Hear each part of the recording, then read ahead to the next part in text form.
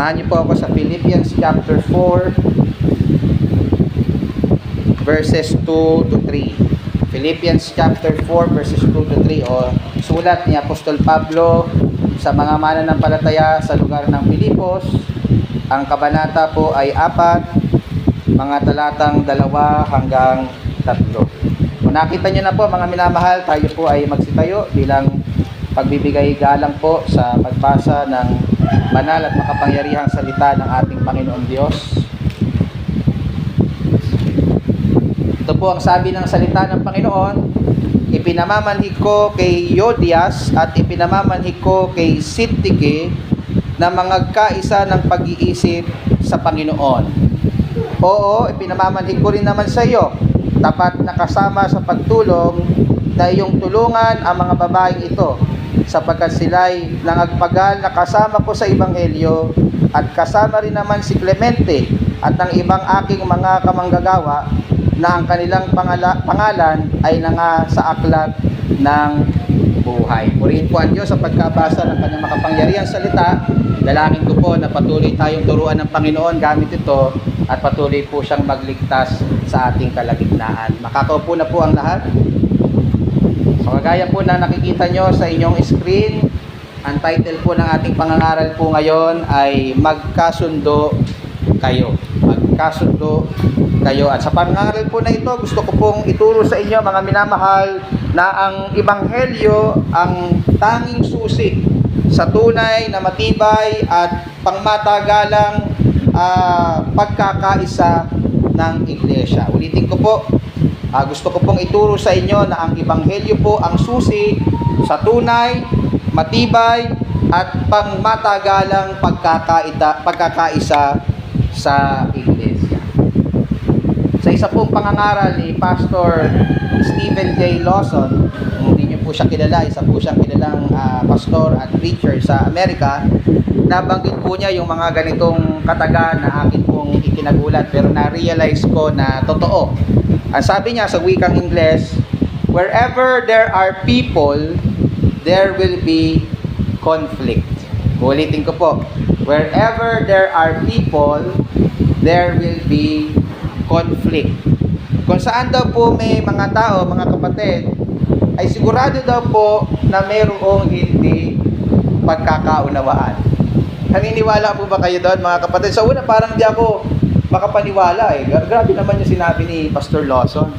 Pero na-realize ko, meron na ba akong lugar na napuntahan na parang wala talagang friction o wala talagang hindi pagkakaunawaan. Alam nyo, malungkot po itong statement na ito, pero naniniwala ako na alam nyo ito by experience na ito po ay mayroong katotohanan. Tayo po ay namumuhay, malungkot man pong sabihin, sa mundo kung saan hindi po naiiwasan ang pagkakagulo-gulo at pag-aaway-away. Kamakailan lang po nung dumaan po ang bagyong Egay at bagyong Falcon, nabuhay na naman po ang issue ng Bulacan tungkol po sa pagbaha. At sa isang balita na aking pinapanood sa Facebook, hindi na kasi ako nakakanood ng TV dahil yung anak ko maghapon sa TV, no? So sa Facebook na lang nakita ko po doon na meron pong diskusyon ang gobyerno, ang mga gobernador, mayor, ang mga sekretarya ng ating presidente at kasama mismo si Presidente Marcos, at hindi po merong mga bagay na hindi po sila nagkakaunawaan at hindi po nagkakasundo. Lagi naman po ganun sa gobyerno, mayroong administrasyon, mayroong oposisyon. At kasabay po dyan yung hindi po matapos-tapos na issue at hindi pagkakaunawaan sa pinag-aagawan na lupa o dagat sa South China Sea ng bansang Pilipinas at ng China. At sa mga mahilig naman po sa basketball, kagaya po namin ni David, last NBA season, David, nabalitaan na yung mag-teammate na si Draymond Green at saka si Jordan Poole, so ng Golden State Warriors, ay hindi nagkaunawaan, at kumabot na sa pisikalan, nagkasuntukan na.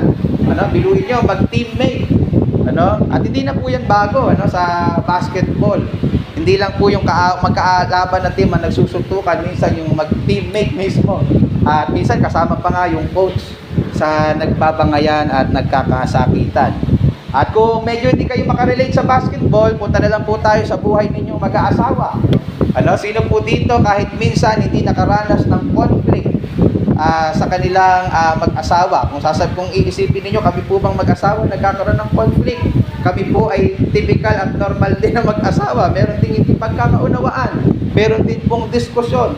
Ano po, wala po siguro pagsasama, ano, normal na pagsasama, ano, ng isang mag-asawa nang wala pong conflict o paminsan-minsan ay hindi po nagkakaunawaan. At even po sa magkakapatid, hindi po minsan na narinig po ninyo ng mga magkakapatid ay nagsuntukan at nagsabunutan at minsan po ay nagkakabaranggayan dahil po sa mga bagay na hindi po mapagkasunduan. At madalas po na nangyayari yan pagka po may mga mana, di ba?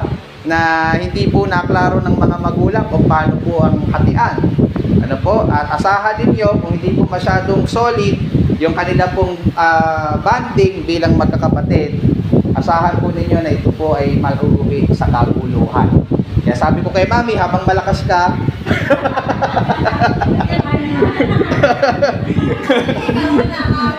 pinaghandaan ko talaga yun eh. Baka kung malakas ka, di ka pa na-ooperahan, ayusin mo na yung mana namin. Hindi, biro lang Mami, ano. Di baling wala kang mana, basta kaming mana, basta mabuhay ka lang. Yun ang namin, ano. Pero syempre, joke lang yun. Hindi pa, biro lang po. Di ba po mga kapatid, hindi po talaga naiiwasan yung conflict. Talaga pong may mga pagkakataon na hindi nagkakaunawaan. At alam niyo mga kapatid, malungkot, hindi po nakaligtas ang church. Wala po siguro ako napuntahang church, sa dami na ng church na napuntahan ko, nang wala pong conflict. Walang hindi po nagkakaintindihan at wala pong nagkakatampuhan ng mga miyembro. Normal po yon na nararanasan even ng isang church. Pagamat malungkot, dahil supposedly tinuturuan tayo ng Bible na magkaisa-isa, magmahalan, walang friction, walang problema sa isa't isa, walang tampuhan, walang usap, ano po. Pero hindi po iyon ang nangyayari in reality. May mga pagkakataon na hindi po tayo magkakaunawaan, may mga pagkakataon na magtatampo kayo sa akin at magtatampo ako sa inyo. Ano, hindi ko na lang sasabihin. Basta hindi ko na lang kayo kakausapin. Ano? Hindi, biro lang po.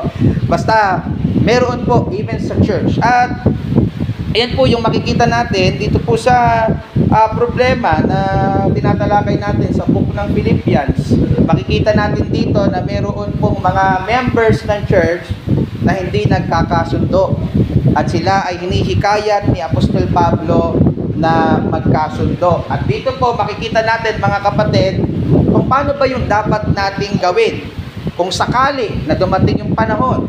I think wala pa naman sa ngayon, pero kung dumating man po yung panahon at naniniwala akong darating yung panahon na meron pong hindi pagkakaunawaan sa ating pong maliit na pagpupulong-pulong at maliit na iglesia, ito po yung mga pagtuturo ng banal na kasulatan na mahalaga po ninyong maalala at matutunan nang sa gayon, pag dumating ito, alam nyo na po ang inyong gagawin. Sabi nga ng mga doktor, prevention is better than cure. So hinati ko lang po itong pag-aaral natin sa 3 punto mga kapatid. At yung una na gusto ko pong pansinin ninyo ay ang hindi magkasundo. Ang hindi magkasundo. Nandun po yan sa talatang 2 ng ating pinag-aaralan. 2 talata lang naman po ito. At sa talatang ito, makikita po ninyo mga minamahal na meron pong 2 babae na hindi magkasundo sa church ng Philippi o sa iglesia ng Pilipos. Ang sabi doon sa talatang 2, ipinamamanhik ko kay Iodias at ipinamamanhik ko kay Syntyche na magkaisa ng pag-iisip sa Panginoon. So yung mga pangalan po, mga minamahal, binanggit ni Apostol Pablo, pinangalanan niya yung 2 members ng church na mga babae na hindi nagkakasundo Sila daw po ay sila Euodias at Syntyche. Sorry, kinuha ko yung aking concordance, tiningnan ko sino ba itong Euodias at Syntyche. Nakita ko po na wala po palang record sa Bible kung saan binanggit ang dalawang tao pong ito maliban po sa book ng Philippians. So wala tayong masyadong impormasyon kung sino po sila.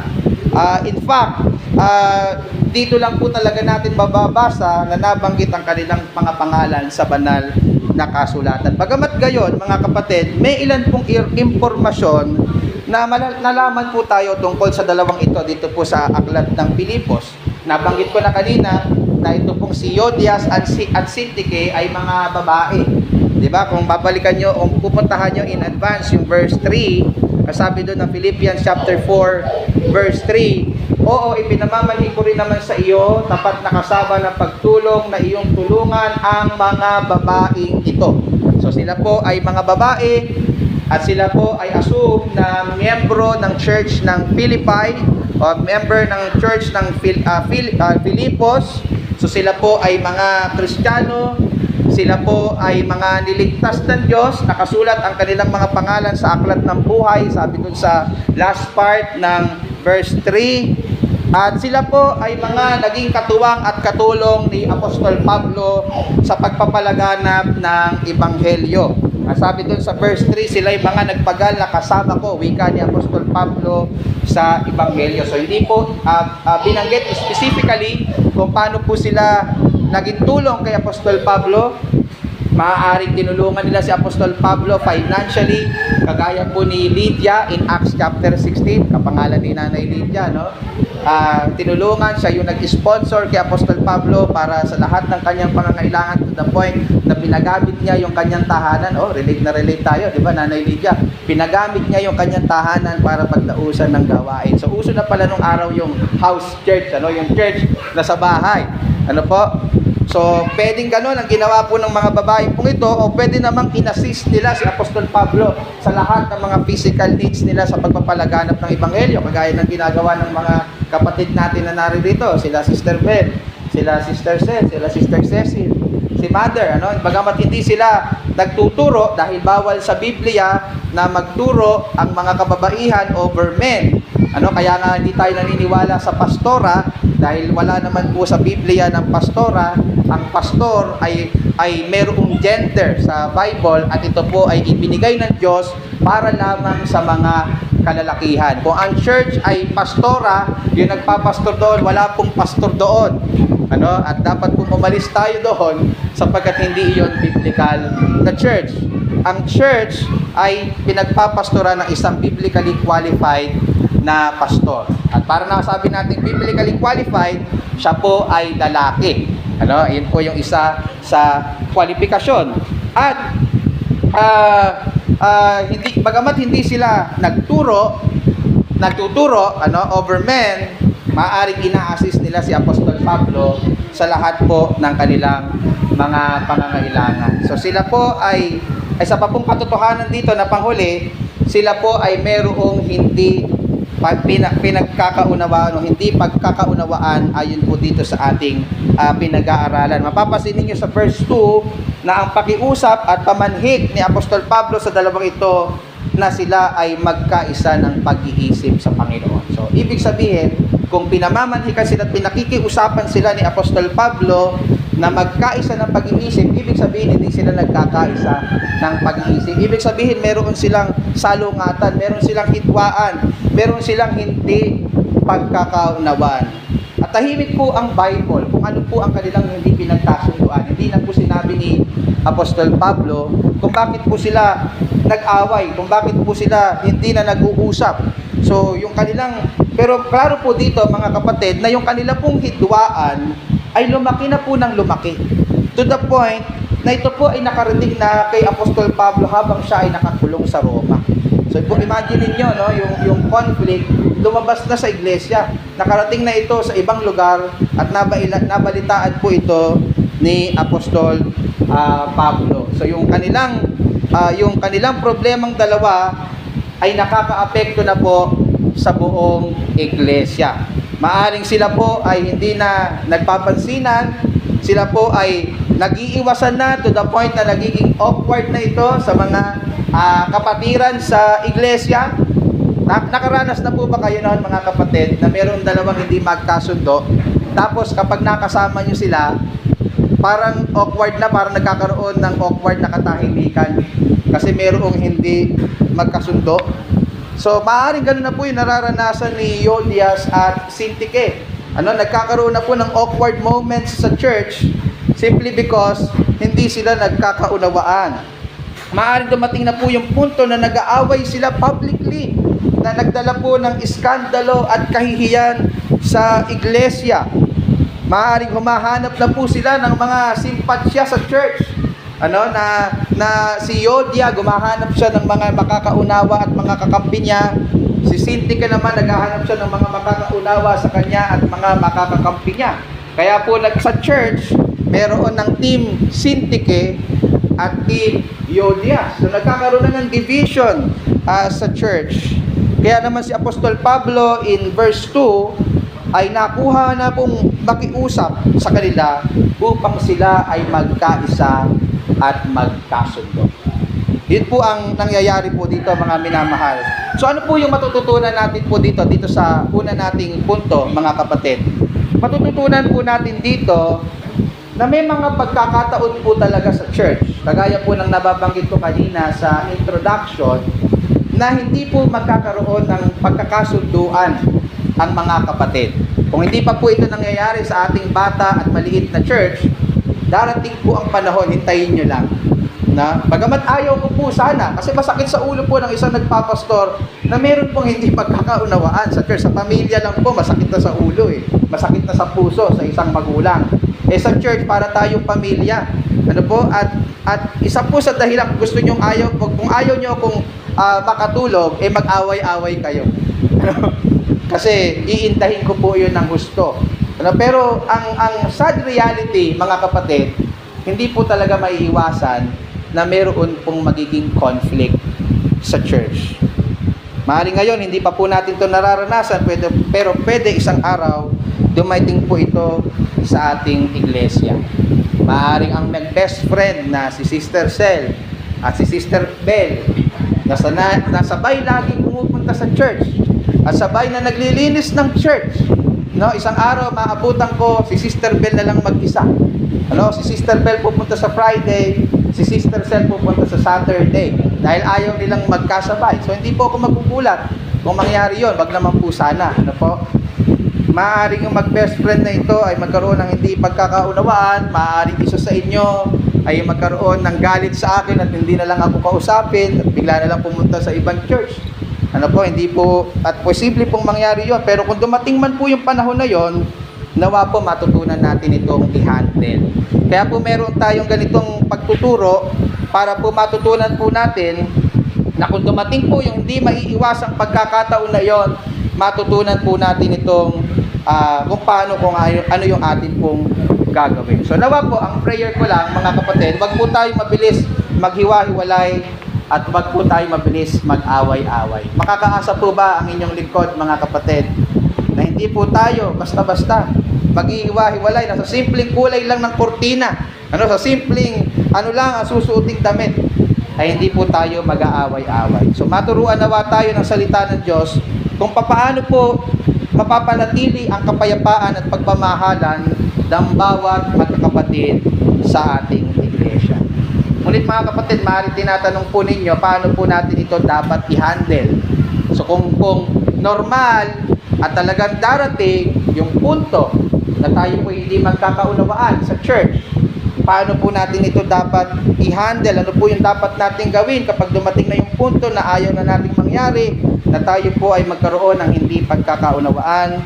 Yan po yung gusto po nating mapansin sa pangalawa po nating punto, namely, ang susi sa pagkakasundo. Kanina po, ang mga hindi nagkakasundo, ngayon po ay ang susi sa pagkakasundo. Sa verse 2, makikita natin ang pinapakiusap, ang pinamamanhik ni Apostol Pablo kay Euodia at Syntyche.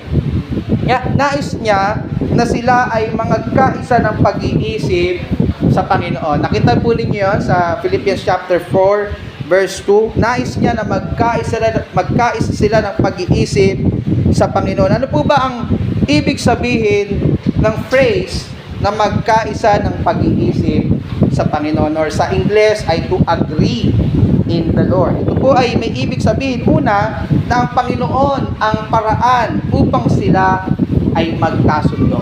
Ulitin ko po, mga minamahal, ang Panginoon, kung sakali na tayo po'y magkaroon ng conflict, ang Panginoon ang paraan upang tayo ay magkasundo. Mahirap kung magkasundo ang dalawang tao na pinatigas na ng pride ang kanilang mga puso. Amen po ba kayo, mga kapatid? Naranasan nyo na po ba nagkaroon kayo ng conflict mag-asawa? Tapos parehas kayong ma-pride. Ano? Titiisin ng iyong asawa matulog sa kutsyon kaysa makipagbati sa iyo.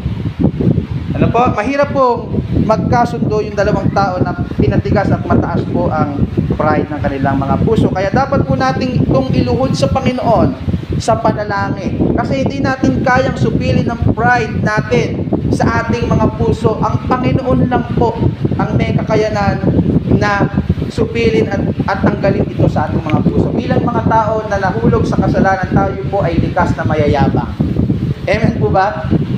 Yun po yung ating kalikasan. Kaya po dapat nating iluhod ito at iiyak sa Panginoon sa panalangin. So kung may nababalitaan po kayo, mga kapatid, na sa ating iglesia ay meron pong namumuho na hindi pagkakaunawaan, o kaya ikaw yung involved mismo, no, na meron kang usap o sama ng loob sa iyong kapatid, ang isa pong napakaganda na ating maging mabilis na tugon, ipanalangin po dapat natin ito sa Panginoon. Panalangin ninyo na bigyan kayo ng wisdom kung paano ito masosolve. Ipanalangin mo na bigyan kayo ng mapagkumbabang puso na unawain ang isa't isa. At maliban po sa prayer, ang isa pa pong paraan ng pagkakasundo sa Panginoon ay ang sundan ang halimbawa na iniwan sa atin ng Panginoong Hesukristo. Ano po ba yon?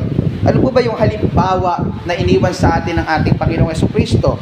In chapter 2, verses 3 to 5, na inaral na natin sa ating series, papaalala ko lang po sa inyo, sabi po doon, and I quote, na huwag ninyong gawin ang anuman sa pamamagitan ng pagkakampi-kampi o sa pamamagitan ng pagpapalalo, kundi sa kababaan ng pag-iisip na ipanalagay ng bawat isa ang iba na lalong mabuti kaysa kanyang sarili.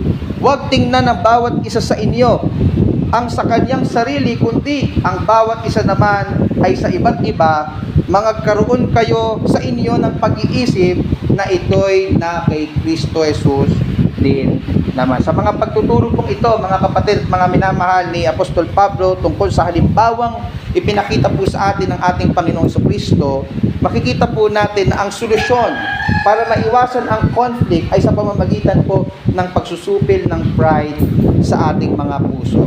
Bakit po kailangan puksain ang pride sa ating mga puso para maging maayos ang ating samahan at maayos ang hindi po pagkakaunawaan? Sapagkat po kung ma-pride ang tao, wala siyang pakialam sa opinion at nararamdaman ng iba.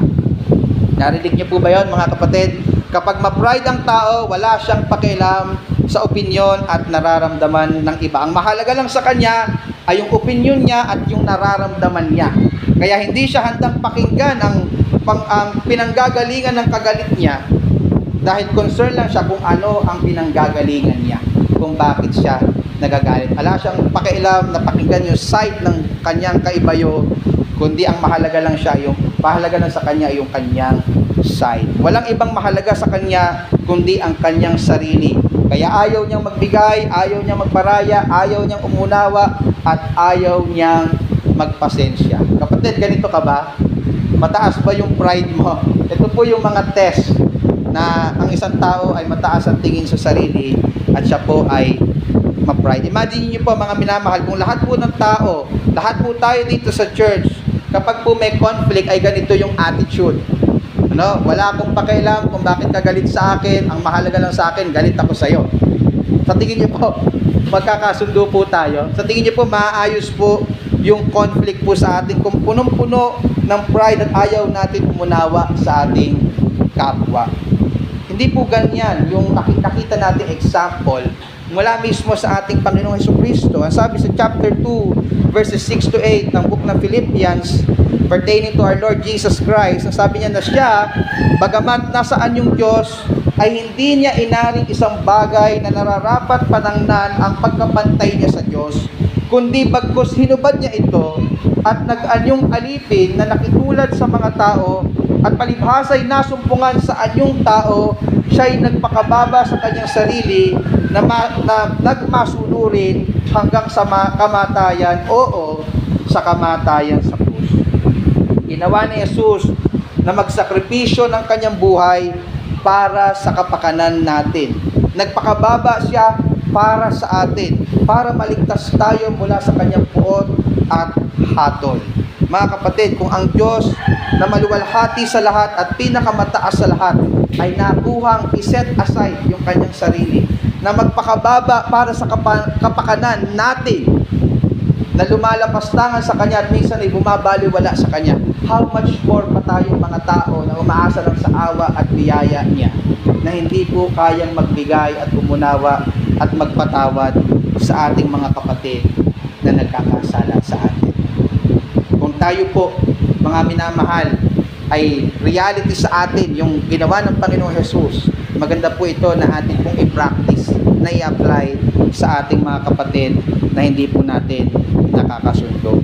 Isa pa pong kahulugan ng phrase na mga kaisa ng pag-iisip sa Panginoon, binabalikan po natin yung Philippians chapter 4 verse 2, maliban po na ang Panginoon ang paraan para sila ay magkasundo, ay ang Panginoon din ang dahilan para sila ay magkasundo.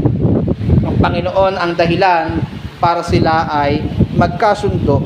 Ang pagkakasundo sa iglesia ay dapat nating panatilihin alang-alang po sa ating Panginoong Hesukristo. Hindi po alang-alang sa akin. Wala naman po ako Parehas lang po tayong tao. Ano po? Pero alang-alang sa Panginoon na nagligtas sa atin na siyang hari, dapat po tayo palagi ay pinopromote at pino-work out na magkasundo po tayo palagi sa Panginoon. Dahil siya po ay sobrang naging mabiyaya sa atin sa kabila po ng napakarami nating pagkukulang at pagkakasala sa Kanya, dapat din po tayo maging mabiyaya, mapagpatawad at manuwiin sa mga taong paulit-ulit din na nagkakasala sa atin. Masabi po sa Colossus 3:13, mangagtiisan kayo sa isa't isa. By the way, gusto ko pong pansinin nyo yung word na yun, mangagtiisan. Ginamit po ni Apostle Paul yung word po na yun sapagkat hindi po madali na magsama-sama, na lumaki po yung, na magsama-sama yung iba't iba, yung background na pinalakihan na pamilya. Kaya po kailangan nating magtiisan sa isa't isa, magpatawaran kayo sa isa't isa, wika ni Apostol Pablo, kung ang sino man ay may sumbong laban sa kanino man, na kung paanong pinatawad kayo ng Panginoon, ay gayon din naman ang inyong gawin. Ulitin ko po yung last phrase na yun, napakaganda po na sinabi.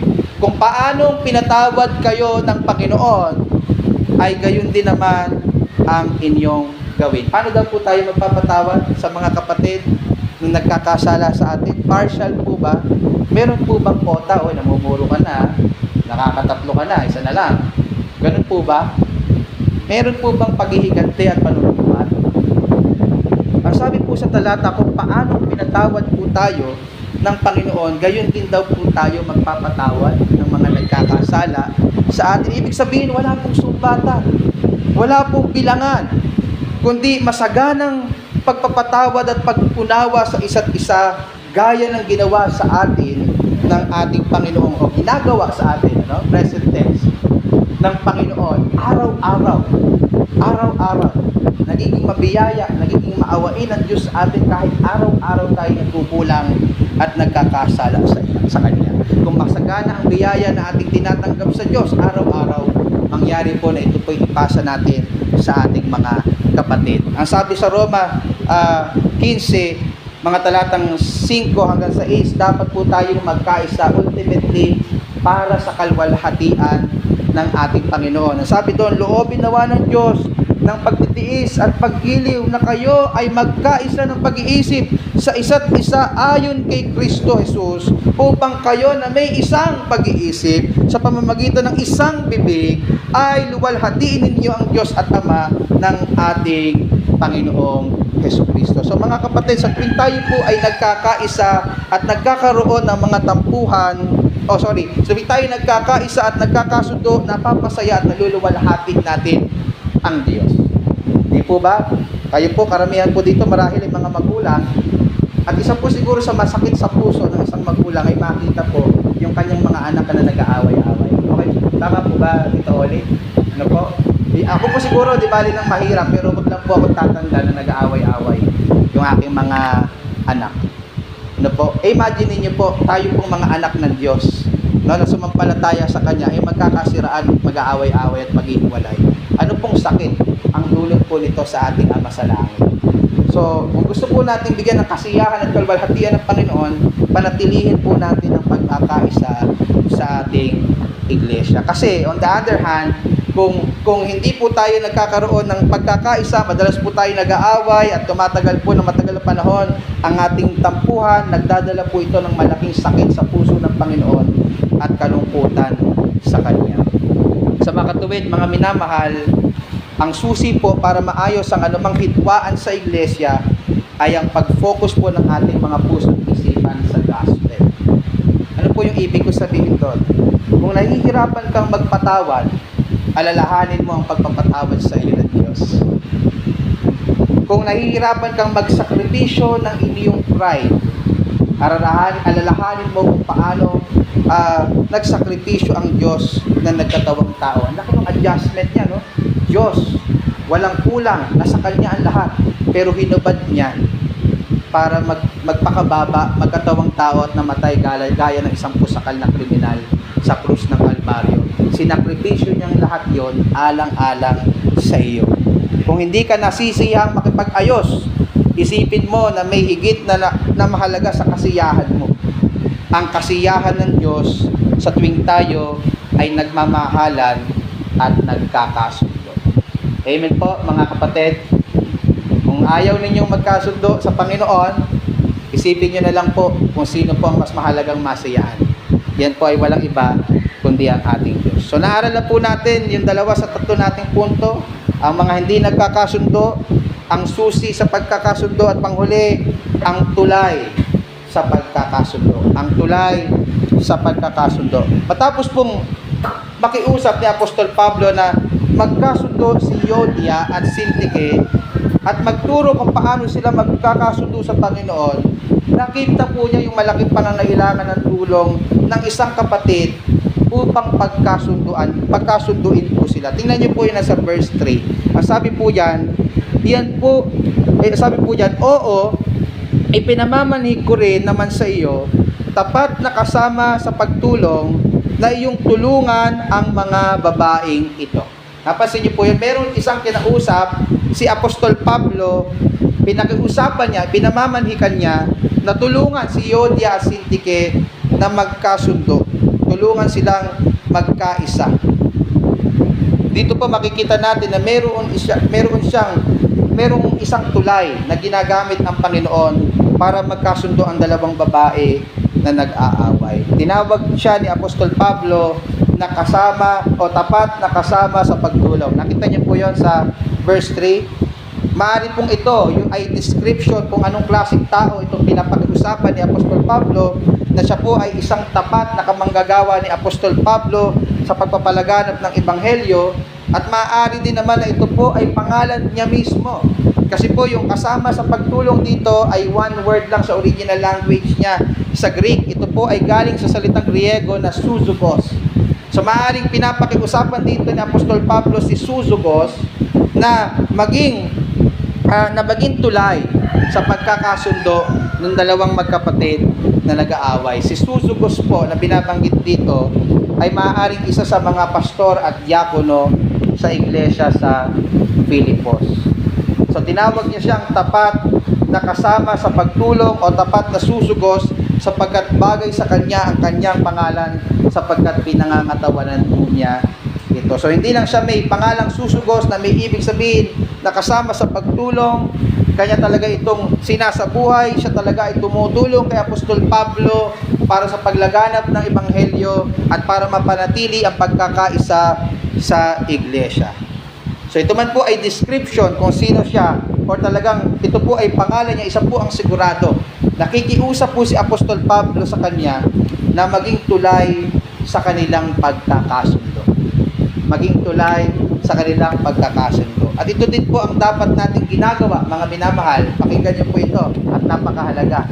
Ito din po ang dapat nating ginagawa sa tuwing tayo po ay may nababalita ang mga kapatid sa iglesia na hindi po nagkakaunawaan. Ano po ba ang normal at regular na response natin kapag meron po tayo nababalitaan na merong nagkakatampuan at hindi nagkakaunawaan sa iglesia?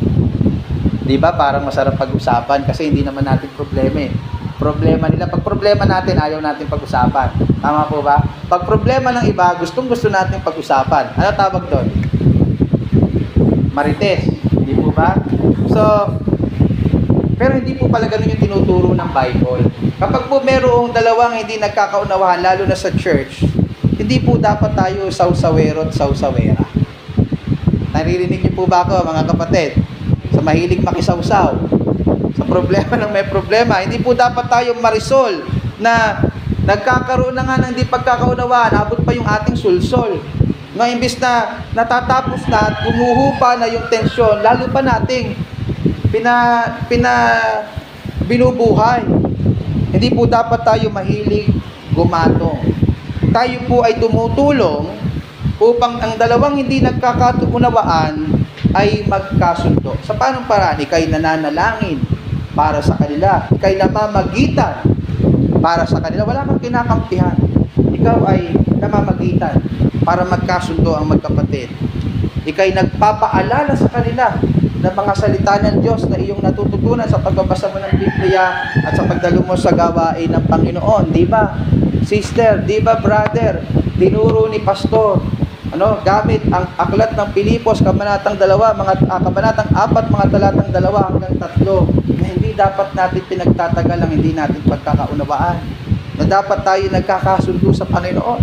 So ikaw ang instrumento ng Panginoon para pagsunduin ang mga magkapatid na hindi nagkakaunawaan. Ganito po ang ginagawa ng isang tunay na anak ng Diyos sa tuwing may conflict sa loob man po o sa labas ng iglesia. Ano po ang ating ginagawa? Ang sabi ng Panginoong Hesus sa kanyang sermon sa itaas ng bundok sa Mateos 5, talatang 9, mapalad ang mga mapagpayapa.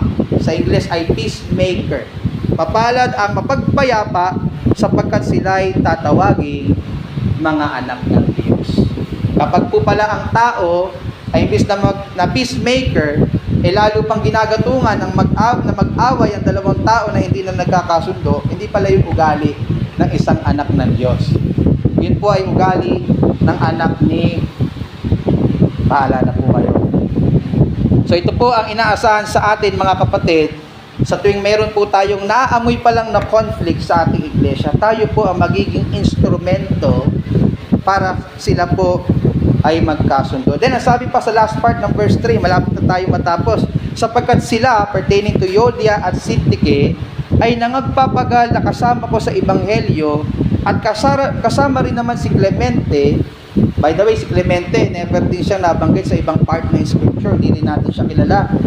At sabi dito, pero kasama silang naglilingkod ni Apostol Pablo, si Euodia at Syntyche, pati si Clemente, at ang iba pang aking mga kamanggagawa, ang kanilang mga pangalan ay nasa aklat ng buhay. Bakit po ito dinugtong ni Apostol Pablo, mga kapatid, sa conflict o doon po sa pakiusap niya doon kay Susugos o sa isang kapatid sa Pilipos na pagkasunduin si Euodia at Syntyche? Ito po sapagkat gusto niyang ipaunawa sa kanyang tapat na kasama sa pagtulong o kay Susugos na ang mga ito ay karapat-dapat niyang pagkasunduin dahil maliban na sila ay mga katuwang sa gawain ng Panginoon, sila po ay mga kapwa nila nakasulat sa aklat ng buhay. Namely, yung aklat kung saan nakasulat yung mga taong pinili ng Diyos sa pamamagitan ng kanyang suberenong biyaya na maligtas. Ibig sabihin, mga kapatid, hindi po sila iba sa kanila.